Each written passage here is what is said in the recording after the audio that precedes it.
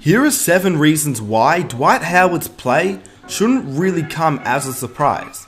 Before I get into the video, if you enjoy these types of videos, be sure to smash that like button. Let's see if we can reach 1,000 likes for the next video. If you're new around here as well, be sure to hit that subscribe button for NBA content every single week. With that said, let's get on to the video. Firstly, we need to break down the obvious before we get into the 7 reasons. There's a few Dwight Howard myths that need to be debunked before we get into the 7 reasons. So if you want to click to the 7 reasons, I'll put a timestamp in the description, but I think you should firstly listen to a few things that need to be debunked. Number 1, Dwight Howard being a bad teammate. The NBA every year released their winners for the teammate of the year for each team. When Dwight played for Atlanta, he won the Atlanta Hawks teammate of the year. So is Dwight Howard really that bad of a teammate? Or was it negative press by everybody in LA loving Kobe Bryant and hating on Dwight Howard? Has he ever been a really bad teammate in Orlando? I mean, obviously there was the Stephen Van Gundy incident, but if players and head coaches clash, then that means everybody should hate on LeBron, everybody should hate on Kobe. It happens. NBA players sometimes clash with their head coaches. But in Orlando, he never really clashed with players.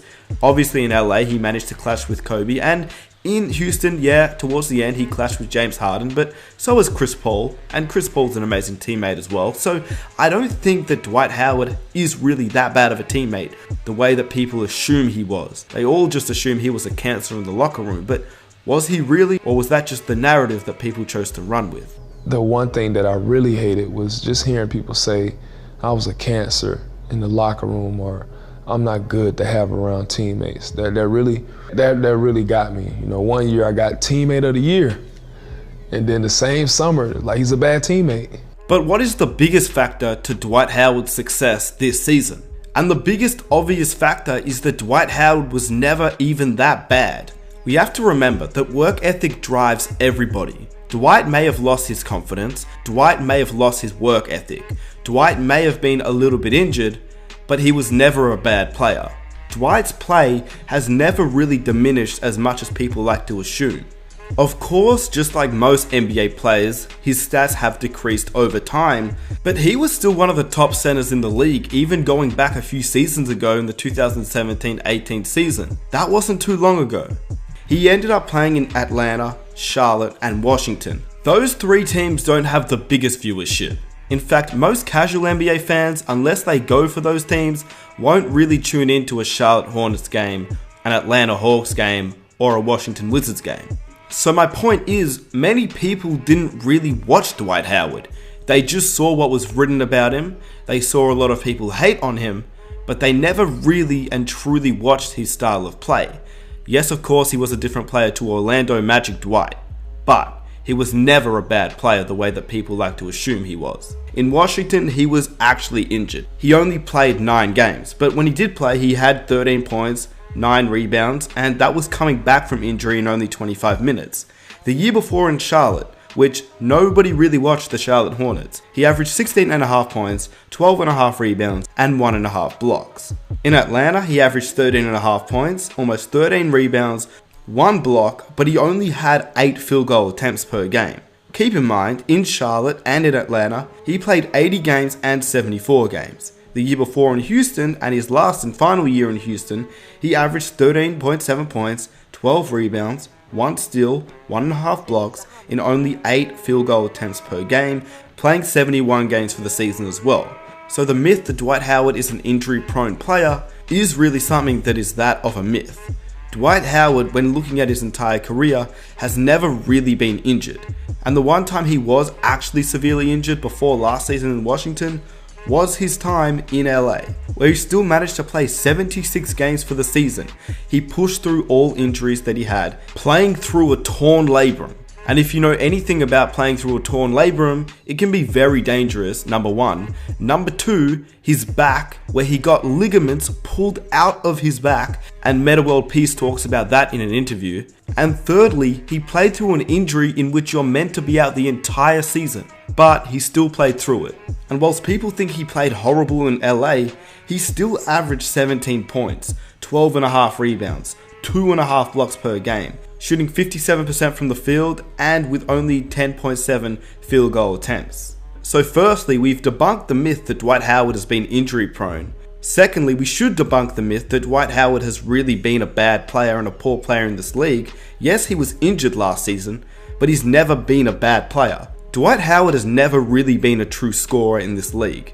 He's never averaged over 22 points per game. Players like Joel Embiid and Karl Anthony Towns, they are true scorers. They are true big men who like to score the ball, and their teams actually run post-up plays for them. When Dwight Howard was the center of the offense, he never really got plays run for him, and when he did, there were occasional post-up plays. But when you look at field goal attempts per game, he's never been that offensive threat. What obviously he could do though was change the game by defense, and that is something that maybe has been lacking in the last few seasons. But that's only simply due to the fact that he lost some of his athleticism and, in my opinion, confidence too. And I think that was a major factor in Dwight's demise. But I don't think it's a surprise that he's playing well, and two, he's always had the talent.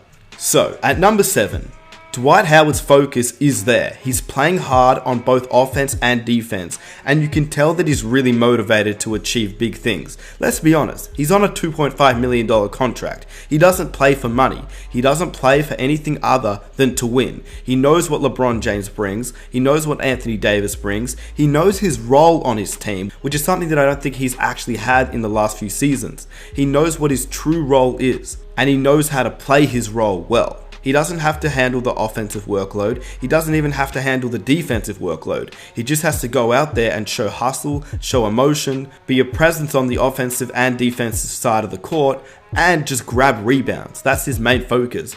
At number 6, the Lakers are actually starting to run some post-up situations for Dwight Howard. Dwight has never really been an offensive threat, and teams have never really ran offensive plays for him. But with the Lakers and LeBron James, when Anthony Davis is off the court, they do seem to feed Dwight Howard, mostly in the pick and roll situation, obviously, because that's what he's best at. But surprisingly, they are looking to feed him at times in post-up situations, and you can tell just through that he has been working out and working on his post-up moves. At number 5, I think that having LeBron James plus another point guard, whether it's Alex Caruso, Quinn Cook, even Avery Bradley, and of course when Rondo gets back, having two facilitators there to feed Dwight Howard the ball is something that I don't think he's really had in a long time. Kemba Walker is not really a facilitator. He's more of an offensive threat at the point guard position.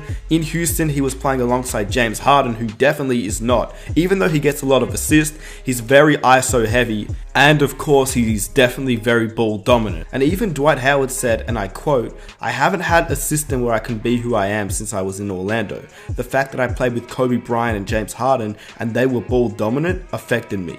Now, of course, Dwight Howard isn't going to be the main center of attention, but when you do play with a guy like LeBron James, who was a pass first player, he obviously fits better with LeBron, and I think we've seen that so far. He draws the defender when he drives in, leaving Dwight with open space. Whether it's with a lob or whether it's a missed shot off the glass, to stop LeBron, you have to bring a second defender, which is why Dwight ends up with a lot of open looks under the basket. They collapse more on LeBron than they ever did with Kobe Bryant, James Harden, and Kemba Walker. Obviously, LeBron James, as we all know, is one of the greatest players of all time, and when he drives in, normally you have to bring help to stop him from finishing around the rim, meaning that under the basket, he can always make the right play, and that's what we've seen so far. At number 4, you can tell that Dwight Howard is gaining some of his athleticism back. He's starting to loosen up, he's starting to get in NBA ready shape, and his back seems to be a lot better.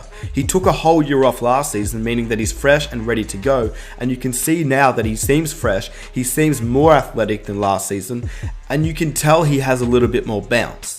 At number 3, even though a lot of Dwight's points are off putback dunks or alley-oop plays in the pick and roll, you can see that Dwight's clearly developed more moves than he originally had when he first arrived in LA. He works out every day, and because he's playing less minutes during the game, he now stays after the game to work on his game even more, which I think has actually helped him a lot. And this has become an after-game ritual for Dwight Howard, something that he never did previously, proving that he really wants to be there and show why he can still play in the league. At number 2, his defensive game has also changed. When Dwight Howard first arrived in the league, he was an athletic monster. He went after every block shot. But now Dwight Howard's style of defense is a lot different, and I'll let Gilbert Arenas explain it. JaVale's never going to try to stop me because he's going to try to meet me at the rim. So he's going to give me the lane, which most jumpers do. Him, DeAndre Jordan, Dwight. Dwight will flick at it. He's gonna go down and try to flick. Which is really different from the past version of Dwight Howard, who would time his shot and block it out the stands. This version of Dwight Howard tends to go a little bit lower. He obviously still has the shot blocking ability, but he uses the flick to his advantage, and we definitely saw it last game against the Spurs. He's not exactly timing his shot blocking, instead he's playing better defense, which is something that I think is going a little bit unnoticed. And at number one, and I think the most important part about it, is that his focus is there. He's playing hard, and you can see the passion and excitement.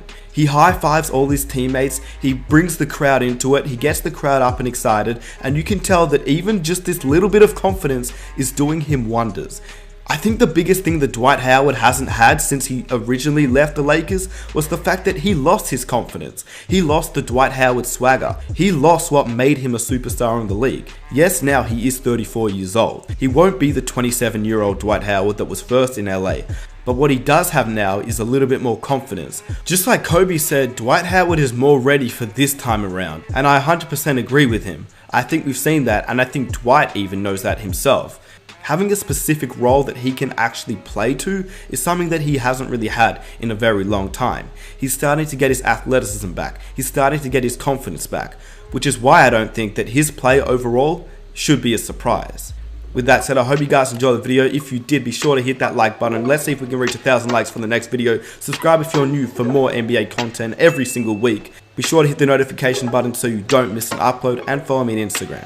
With that said, it's been your boy Nick Smith. I am out. Peace. Focus on communication, 'cause I just need the time and place to come through.